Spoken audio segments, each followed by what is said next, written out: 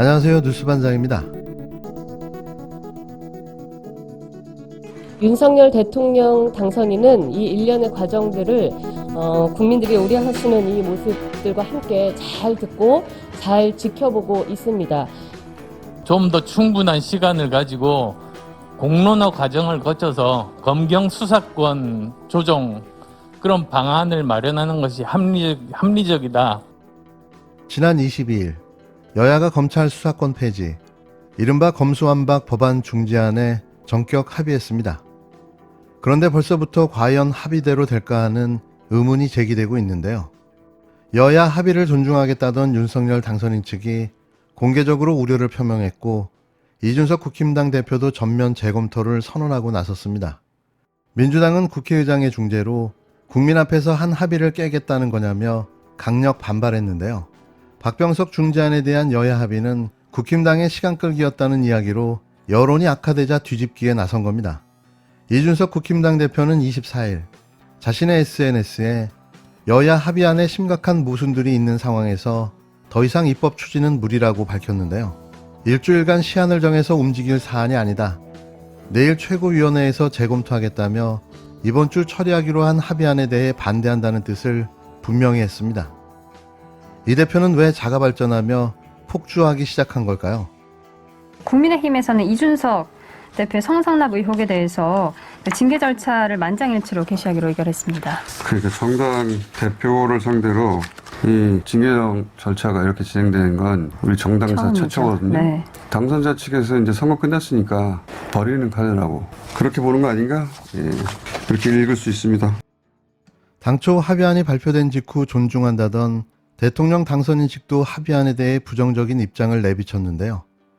배현진 대변인은 윤 당선인이 국민들이 우려하는 모습을 잘 듣고 지켜보고 있다고 했고, 안철수 위원장은 여야 합의에 국민들이 분노하고 있다며 성토했습니다. 검찰의 수사권이 우선 폐지되는 분야에 선거와 공직자 수사가 포함된 걸 두고 새로 권력을 잡게 될 야당도 은근히 바라며 야합한 것이 아니냐는 검찰 안팎의 비판이 쇄도하자 인수위 기류가 바뀐 겁니다. 그러자 협상 당사자였던 권선동 원내대표는 잇따른 SNS에 글을 올리고 사과했는데요. 권 원내대표는 의석수가 부족해 불가피한 선택이었다면서도 정치인에 대한 국민의 불신을 무겁게 여겨야 했다는 점을 통감한다고 말했습니다. 그러면서 나아가 민주당은 검찰 수사권이 자동 소멸되는 시효를 정하자고 했지만 막았고, 검수완박을 저지할 시간을 벌었다고 애초부터 합의가 아니라 시간 끌기용 정치쇼였다는 사실을 분명히 했는데요. 민주당은 합의 파기 시도는 용납할 수 없다며 거세게 반발했습니다. 박홍근 민주당 원내대표는 여야가 국민 앞에 합의한 지 며칠 됐다고 어떤 명분으로 합의를 깨느냐, 있을 수 없는 일이라고 날을 세웠는데요. 민주당은 또 우려를 표한 윤석열 당선인 측을 겨냥해 국회에서 여야가 합의한 내용을 파기하기 위한 밑자락을 깔지 말라고 엄중 경고하기도 했습니다. 당초 여야는 이번 주 법사위에서 합의안을 법안으로 가다듬을 예정이었지만, 국힘당 내부에서 합의안 파기 요구가 거세질 경우 여야 간 충돌 상황이 재현될 가능성도 배제할 수 없어 보이는데요. 더 기다리고 자시고 할 이유가 없습니다. 민주당 최초 원안으로 입법 발의에 강행 통과시키는 게 답입니다. 이들에게 무슨 협치와 상생을 이야기하겠습니까? 그냥 시간 끌기용 쇼였던 거죠. 민주당은 머뭇거릴 시간이 없습니다. 제출할 수 있는 자료들임에도 불구하고 모든 것을 다 제출하지 않고 있는 지금의 사태는 심각하게 국회의 권위를 무시하는 태도라고 생각합니다. 오늘 좀 주목해 보셔야 될 거는 한덕수 총리 후보자 청문회가 실제로 진행될 수 있느냐, 진행 못 될 것 같거든요. 원래 25일, 26일인데 민주당하고 정의당에서 공동으로 성명을 냈죠. 네, 자료를 하나도 안 내. 어떤 자료도 안 내고 있어요. 예. 그러니까 논란이 된 자료들을 안 내고 있어가지고 네네. 안 할 것 같죠? 네, 그러니까 아니 뭐 사실 자료 없이 그 학생이 시험지에다가 답안을 써서 내야 되는데 답안을 안 써서 내놓고 어떻게 평가를 해요? 평가할 방법이 없는 거죠. 답지를 안 내고 평가해달라고 그러는 게 어디 있어요? 배째라지 그거는. 퇴학! 오늘로 예정되어 있던 한덕수 국무총리 후보자에 대한 인사청문회가 파행이 예상되고 있습니다. 민주당과 정의당은 한 후보자가 자료를 제대로 내지 않고 있다며 일정을 연기하자고 나섰고, 국힘당은 목리 부리지 말라며 예정대로 진행하겠다고 맞서고 있는데요. 검증 자료가 부실한 상황에서 청문회를 열면 허술한 검증에 들러리 서는 꼴밖에 안 된다. 식물 청문회가 될 거라는 주장입니다. 한덕수 후보자에 대해 그동안 검증 자료를 계속 요구해 왔는데 자료는 안 주고 시간만 보냈다는 건데요. 한 후보자와 배우자의 부동산 거래 내역서는 물론 배우자의 미술품 판매 내역과 세간 신고 내역 등을 요구했는데 사생활 침해, 서류 보존 기간 만료, 영업상 비밀 등의 이유를 들면서 제출하지 않고 있다는 겁니다. 본인이 정보 제공을 미동의해 제출할 수 없음, 이런 식으로 써 있는 게 다라는 건데요. 민주당과 정의당 양당은 만일 연기하라는 요청을 받아들이지 않으면 청문회는 불참하겠다고 배수진을 쳤습니다. 이에 대해 국힘당은 민주당과 정의당이 목리를 부린다며 자료 제출을 핑계 삼아 일정을 미룰 수 없다고 맞섰는데요. 또 지난 총리 청문회와 비교했을 때 서너 배가 넘는 자료가 요청됐다며 무리한 요구를 빼면 대부분 다 답변이 나갔다고 한 후보를 적극 엄호하고 나섰습니다. 지금 불거져 터져나온 비리 의혹만 줄잡아 10여 개가 훌쩍 넘는 상황에 아무런 자료도 해명도 없이 청문회를 강행 처리해 버리겠다는 의도인데요. 만약에 연기 요청이 받아들여지지 않아 민주당과 정의당이 청문회에 불참하면 청문회는 파행될 수밖에 없습니다.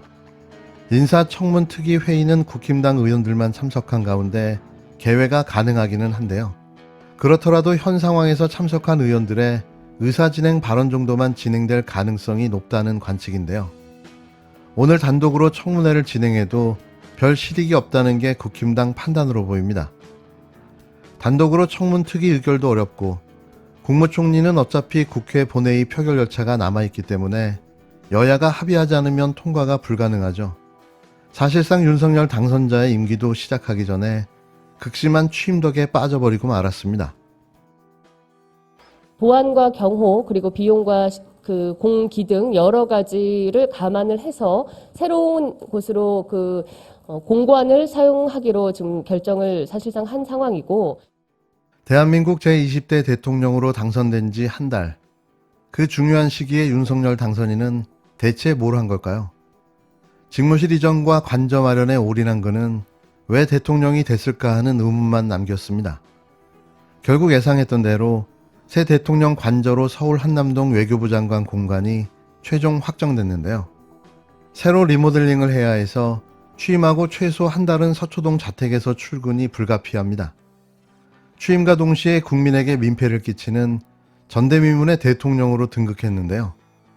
헌정사상 그 유래를 찾아볼 수 없는 민폐 대통령의 탄생으로 기록될 듯합니다. 시내 교통 혼잡에 대한 우려 외에도 그간 외빈맞이 행사장을 겸해왔던 외교부 장관 공간을 당장 어디로 옮겨야 할지도 새로운 숙제가 됐는데요. 마치 점령군처럼 외교부 공간으로 밀고 들어가면 외교부 공간은 어디로 가야 하는 걸까요? 보다 이런 무대뽀는 처음 봅니다. 서울 시민들의 출퇴근 시간을 피한다고 하니 늦장 출근과 조기 퇴근이 이어지지 않을까 하는 염려도 해보는데요. 이렇게 되면 또 근태 대통령이 되는 거죠. 원래 인수위 사무실에 야전 천막을 친다고 하지 않았나요? 대체 그의 말은 아무것도 신뢰할 수가 없습니다. 더 기가 막힌 건 주한 외교 사절을 초대하는 등 주요 외교 무대로 활용해온 외교부 장관 공간을 새로 구해야 하는데요. 대체부지 등 이에 대한 대안은 아직 나온 게 없다는 거죠. 또 외교부는 장관 공간 이전과 관련해 인수위와 소통 중이라면서도 새로 이전할 공간에 대해서는 현 시점에 공유할 소식이 없다고 밝혔는데요. 이를 먼저 저지른 후 처리하는 방식, 이게 전형적인 윤석열 스타일인 거죠. 일 저지르고 보자. 그리고 빠르게 수습해. 앞으로 대한민국 5년의 우려와 걱정이 탄식이 돼서 넘쳐나고 있습니다. 이런 얘기 하는 거 아닙니까? 이미 인테리어 또는 뭐 수리가 다 끝난 상황이라 비용이 들지 않는다. 그거는 본인들이 직접 들어가 살 시점 기준이고요. 이렇게 비용을 많이 들고 오랫동안 마련한 외교 관저를 다시 마련해야 될 거 아닙니까? 어디 그 넓이로 2배 넓이라는데 그 비용을 왜 생각을 안 해요? 국방부 이사 갈 때도 뭐 몇백억밖에 안 된다고 하는데 국방부가 합참에 이사 가서 들어갈 새로 지을 건물 비용을 왜 얘기를 안 합니까? 그게 조단이라는데 외교 관저도 이 넓이에 서울 시내에서 땅을 사가지고 마련해야 될 거 아니에요. 자기들은 인테리어 비용을 안 들이지만 거기는 처음부터 다시 땅을 매입하고 건물을 짓고 다 해야 되잖아요. 그 비용을 왜 말을 안 해요? 계속 돈이 별로 안 된다는 식으로 얘기를 하는데 왜 그걸 지적하지 않는지 모르겠습니다. 언론들이 그만큼 다 구비된 곳을 뺏었으니까 뺏은 거죠. 하루아침에 나가라는 거 아닙니까? 수십 년간 만들어 온 곳을 거기를 어딜 가냐는 거예요. 그 비용을 왜 안 따지냐는 겁니다.